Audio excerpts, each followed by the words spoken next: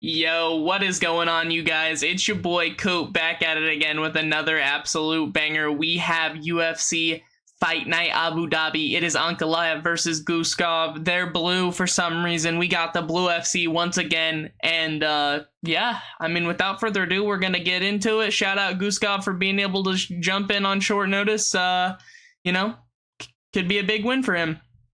Anyways, moving on to the first bout on the card, we have Abdul Hussein versus Cody Gibson.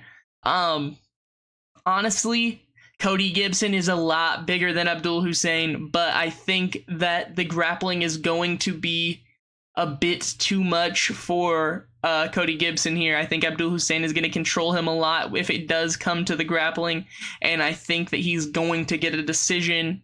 I could see Cody Gibson keeping it at range. I also could see him locking up some kind of nasty decision just because he is going to have such a physicality advantage that, you know, there's a good chance he can wrap something up. But if I had to put money on it, I would definitely lean towards Abdul Hussein for sure. Moving on up the card, we have Nurullo Aliev versus Mike Davis. This is going to be a fun fight, boys. I don't think Nurullo Aliev has very good striking, but I could see him still doing at least all right on the feet with Mike Davis. I think he's going to try and wrestle. It's going to be up to Mike Davis to really keep it on the feet, keep it standing. You know, I feel like Aliev is just going to be really, like the body is going to be where you need to hunt this dude. I could definitely see him getting dropped with a right hook to the body, just something mean, maybe a step in knee. But I'm going to go ahead and pick Aliev to get it done with the decision once again. I could also see him locking up a choke. I think that his wrestling is going to be a bit much. I also think that he might be a little bit roided out just looking at him. But, you know, we shall see. We shall see. Moving on up the card, we have Brendison Ribeiro versus Magomed Tuchalov. Dude, Tuchalov looks pretty badass. I can't lie. The couple of fights that I've seen, he mixes it up really well. He throws the fucking elbows a lot. He likes to throw the knees. Not scared to throw the head kick. Obviously, Ribeiro's kind of like the entry guy that you get whenever you get into the UFC. I feel like we've seen that a couple of times where he's like the first or second fight for guys.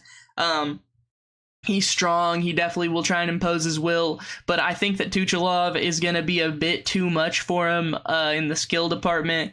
I think he's just going to be able to mix up his weapons really well, and I can see him getting Brendison Ribeiro out of there in the first round. Honestly, I think it's going to be probably either an elbow or a knee, because just go watch some tape on this guy. I mean, especially the elbows. He likes to just fucking wing them in there. He just kind of crashes in with his elbow, and it's nasty. It's really nasty. He's a big dude, so yeah, I'm pretty excited for that one. I think it's not going to go the distance. Moving on, we have Axel Sola versus Ismail Bonfim. Honestly, the Bonfim brothers get a lot of they get caught with a lot of flack. They get a lot of shit talked to them, but god damn, this dude goes out there and he fucking swings. I remember when he killed Terrence McKinney. Axel Sola just went out there and had a war with Mason Jones. Honestly, both these guys pretty. I mean, they're badass. I think that this one is also not going to go to the distance. I think that Axel Sola has the more traditional Muay Thai kind of, you know, he keeps it close, he keeps it tight. Ismail Bonfim likes to loop a lot with his shots, which I could see that also landing. I feel like that works a lot, or works better than trying to fight those guys that are the traditional Muay Thai guy with traditional Muay Thai. It's if they're better than you, then it just turns into you getting your ass beat. But I'm gonna go ahead and pick Axel Sola to get this one done. I think he's gonna finish Ismail Bonfim. I just don't think that Ismail Bonfim is as good as his brother, and I think that Axel Sola is just a little bit more game. He has just a little bit more dog in him. Not to say that Ismail Bonfim doesn't have that dog in him, but I think Axel Sola is just going to be a little bit more, just a little bit more game, a little bit more dangerous. And yeah, I expect him to get it done. Moving on, we have Santiago Ponzinibbio versus Sam Patterson. This is a cool fight. It's going to be a fun, exchanging on the feet, striking fight. But I also do favor Sam Patterson. I think that he's longer, he's younger. Pause. But he's younger. I think he's just a little bit more slick. Ponzinibbio has good kicks. He has good, he's dangerous everywhere. It's just, I think Sam Patterson is younger. He's going to be faster. He's going to be a little bit more fast twitch. And he's just the taller guy with longer reach. And I think that that's always just going to be an advantage against somebody like Ponzinibbio, who is a predominant striker, kicker. And yeah, I think Sam Patterson's going to go ahead and get this one done. I could see him catching Ponzinibbio with a 1-2. I could also see this one going to decision. Either way, we're picking Sam Patterson to get it done. We have, moving up the card, Dustin Jacoby versus Muhammad Said. I'm kind of scared on this one. Honestly, I love Dustin Jacoby. He's just a badass. He always goes out there and fights. But Said's good. But we're picking Dustin Jacoby. I think he's going to go out there. He's going to be hunting the finish. Obviously, he's going to have to look out for the wrestling threat, but Said's no slouch on the feet either. I mean, I am scared for this one. I can't lie, but I do think that Dustin Jacoby is going to get it done. I think he's going to get another impressive knockout. I think he's going to work his way back into the rankings and be I feel like he's a top 15, top 10 guy in the world. I think you put him in there against Nikita Krylov, he gets him out of there. I think they've already been in there against each other. I don't even remember how that one went. But there's multiple guys in the top 15 where I'm just like, I feel like you get Dustin Jacoby in there with him, he would get them out of there. So yeah, I'm going Dustin Jacoby. Moving up the card, we have Walter Walker versus Thomas Peterson. This is going to be the toughest fight for Walter Walker so far. In this heavyweight run. I think Thomas Peterson's grappling is going to be able to kind of check Walter Walker. I don't think the heel hook is going to be coming in this one. And then on the feet, I think that Thomas Peterson's more of an output guy, so it's going to be up to Walter Walker to land something big. But I do think that he is still a better he's better at grappling overall than Thomas Peterson. I do think that he can lock up a submission. I don't think Thomas Peterson's unsubmittable. I think Walter Walker could take his back. I think Walter Walker could just lock up a choke and get him out of there. But I also could see Walter Walker kind of getting beat on. And, the Walker brothers kind of do seem to crumble a little bit whenever they're getting beat up. But we will see. I'm still going to go ahead and pick Walter Walker to get this one done by submission. I just don't think that it's going to be the heel hook that he gets it. I think that he's going to get, either a Darce choke or a, maybe, I don't know. The big guys don't tend to actually get the fucking rear naked whenever they lock it in. I feel like it's kind of a neck diff. But I could see him just guillotining Thomas Peterson. I don't know. Walter Walker is the kind of guy that I could see just pulling off whatever type of submission that he wants. He does seem really slick and comfortable in the jiu-jitsu aspect of the game, but I don't know, man. I think this one's going to be tough. We shall see. We're picking Walter Walker, though. Moving on, we have Abubakar Vagayev versus Sagid Isgakamayev. Sure, we said those both right. I'm going Abubakar, man. This dude seems fucking legit. I was watching tape on him. Yeah, he's neither of these guys are young. But they're kind of right in the middle of their prime. Yes, Isgakamayev is Sagid. Did I say Said? Sagid Isgakamayev. He's a training partner of Islam and Chanko and all those guys. And he seems pretty good, but I just think that Vagayev is more he's more dangerous, man. I mean, Sagid might control him out there in the wrestling, but from all the tape that I watched, Vagaev seems to be super duper competent in the wrestling. He's not going to be scared to engage in the wrestling at all, and I think he's just more dangerous overall than Sagid. So I expect him to get this one done. I don't think he's going to finish him, but I think he'll just get it done with damage. So yeah, we're going Abubakar Vagaev. Moving up, we have Rizvan Kuniev versus Tyrell Fortune.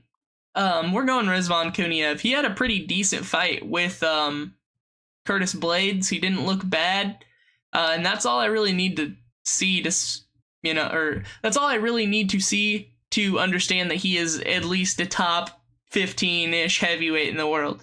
He didn't just go out there and get absolutely smoked by Curtis Blades. Made it really competitive. I don't see Tyrell Fortune doing that. I think that Rizvan Kuniev is going to go out there and put a beating on Tyrell Fortune. I could see this one getting stopped probably second, third round. Tyrell Fortune gets worn out, and Kuniev just fucking keeps pouring it on him. I could see body shots being very effective, just big shots to the fucking jaw. Rizvan Kuniev's not a small dude, so anything that he hits you with is gonna fucking rock your ass. And yeah, it's just not gonna be fun. I know that a lot of these heavyweights have pillow hands, but they have pillow hands because they're hitting other fucking giant men. If they hit any of us, they would fucking sleep us. I guarantee that. Anyways, moving on. Damian Rezbecki? I don't know. Versus Chanko Magomed Zayunikov. This is a sick fucking fight. This Damian Rezbecki kid is actually so sick. He just goes out there and wing shit. He throws devastating combos. And he latches up mean Darce chokes and puts you to fucking sleep. Like, this kid is no joke. But I do think that Zayunikov is going to get it done. I think Chanko is going to wear this kid down. I think that he's in the gym with some of the best grapplers in the world. He's got just much better striking credentials, and I think that he's just fought better guys. I think that Chanko will have difficulty in the first round, but I could also see this being a moment where we're like, damn, like, this guy is really fucking good, because Rezbecki is going to go in there and he's going to throw, and he's not going to give any respect to Chanko, I don't think. And I think that gives Chanko the perfect perfect lane to land a right straight or a left hand, and just a straight punch and just get this motherfucker down on the ground. And I think that if he does get him down, he will finish him. This is a southpaw versus orthodox matchup. I think that Rezbecki being a southpaw is going to it is going to be a bit more of a challenge for Chanko, but I think that regardless, like, I think he's gonna have more problem kicking, and he's gonna have problems dealing with the kicks. But I do think that overall, it's just gonna be a matter of time, and then once that initial burst of energy wears off of Damian, I think that Chanko's just going to work his way into the fight, start putting a beating on him. And Chanko can switch stances pretty well, so I could also see him just going into the mirror matchup and that just not being a problem at all. Moving on up the card, we have Islam Dulatov versus Wellington Thurman. I think that this is honestly just the UFC feeding Dulatov another fucking person that he can beat up. I mean, Wellington Thurman has all right grappling. He looks okay on the feet. He hasn't fought in a while. But I just don't see him being on the same level in the striking department as Islam Dulatov at all. I think Islam Dulatov is going to piece him up. I think he's a better wrestler overall. And I think he's going to I think he's just going to beat the shit out of this guy, honestly. I think this is going to be a highlight reel for Islam Dulatov. I could see him get tired and get subbed, but I honestly really don't even see that happening. I think that this is just another lob for Islam Dulatov to build his name. So yeah. Moving on, we have the co-main event, Steve Erceg versus Ramazan Tenarov. This is a terrifying fight for Ramazan Tenarov, or for Steve Erceg. For Steve Erceg. Ramazan Tenarov is an absolute beast, dude. This kid is gonna go out there and fucking wing looping shots at Steve Erceg and try and kill him in the first round. He's gonna try and put the pace on him. But I think Steve Erceg has seen this type of style before. I think that he is also going to be just physical enough to keep somebody like Temarov off of him. I'm going to go ahead and pick Steve Erceg to win by 29-28 decision. I think he's going to get it done. I think he might have issues early in the fight. I mean, Temarov just fucking comes at you, and just tries to kill you. But I'm truly banking on the fact that Steve Erceg is still super duper elite. I think that he's underrated. I think people hate on him because he went on the loss streak. But he went on a loss streak against the best guys in the world. And you know, he's bouncing back. He's looked better and better. I think he's gonna get it done. And we're rooting for Steve Erceg over here. I don't know about you, but I'm rooting for Steve Erceg. Now we've got Magomed Ankalaev versus Bogdan Guskov in the main event.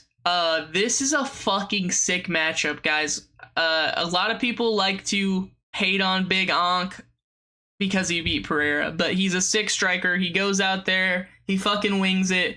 He was just playing it safe against the most dangerous striker in the world, against Alex Pereira, and he fucking won that fight, like the first fight. And then the second fight, whenever he didn't get given the respect and didn't earn it, he got knocked the fuck out. Now he's coming back. I could see Bogdan Guskov showing Magomed Ankalaev no respect, going out there and trying to fucking hurt him. We've seen Ankalaev back up because he is, put under pressure. If you've been in there, you understand it. When you're put under a certain amount of pressure, you have to start backing up, or you're gonna get fucking chinned. And I could see Guskov doing that, but I just don't see that being the case. I really do think Ankalaev is going to go out there and land something fucking nasty, whether it be one of those little check right hooks that he hits when people are fucking coming in, or just another nasty head kick that, go back and watch Ankalaev's highlights. You would think that this guy would be a fucking fan favorite if he wasn't if he didn't have Ali fucking typing dumbass shit on his fucking Twitter all the time, and he had any type of personality. I don't hate Big Ank, but I just feel like dude should be a superstar, but he just isn't, because I don't know. Maybe it's because he doesn't know English very well. But either way, I think Ankalaev is going to get this one done. Guskov, he has a good chance. I think that this fight is more dangerous for Ankalaev than Khalil Roundtree. I think Guskov has much more power to just put Ankalaev's lights out, and I think he's going to wing shit much more wildly. So, yeah, I'm really excited for this one. I'm picking Ankalaev to get it done, but I think that there is a chance for him to get fucking flatlined here. We're going Ankalaev, though, by KO. Anyways, going back through the card, we picked Hussein, Aliev, Tuchalov, Sola, Patterson, Jacoby, Walter, Walker,